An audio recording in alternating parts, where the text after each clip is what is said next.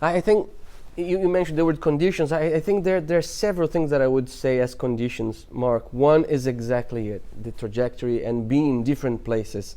And so be free to be in different places. That's one of the conditions that prepared me for it. And in that sense, it is a culmination.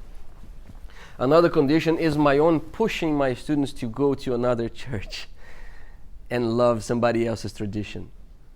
So I'm putting myself where my mouth was. And so that's another reason, another condition. Also, the other things that conditioned me to be here was the movement of the seminary. I mean, I think the seminary is onto something really new. And I don't think that other traditions or other Protestant churches are ready yet, or at least the ones I know, to invite someone from another tradition to teach worship in their seminaries. And I think the Lutheran Church perhaps might be the one who's more prepared for it, because of the whole work on ecumenism. I mean, this church is known for its ecumenical grounds and ecumenical world. And see, if you look at the documents at the website, you see how much this church is already working.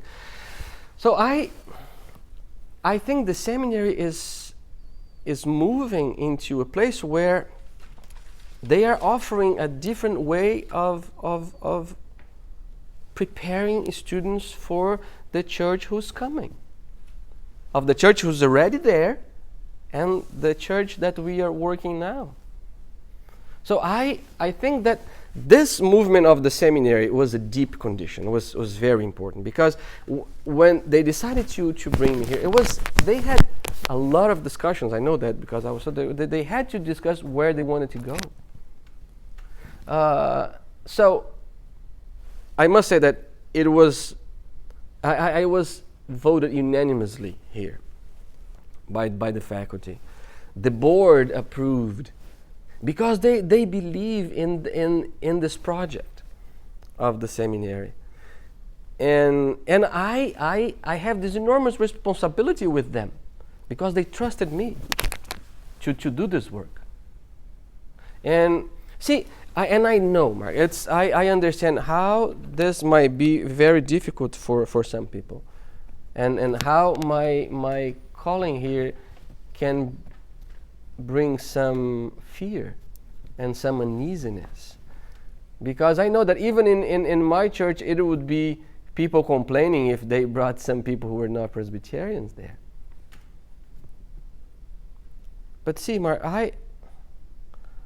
and when people are concerned about the seminary not being Lutheran enough, Mark, I see the other way around. I see the seminary becoming more Lutheran, more because they are more faithful to what the church is moving to. I mean, I think the seminary is doing what is written in the documents of the church. And I think that they will prepare better Lutheran pastors with the diversity of the faculty.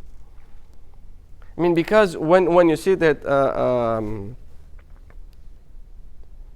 that where the seminary is moving, I do believe that there's something happening. Because when I teach my students, I will teach them to love this tradition. And imagine how powerful it is for a Lutheran student to hear from a Presbyterian professor, love this tradition, because this tradition is precious. So we know better about ourselves by ways of the other, Mark. And so the idea is to learn about the Lutheran identity, but also to have a plural identity.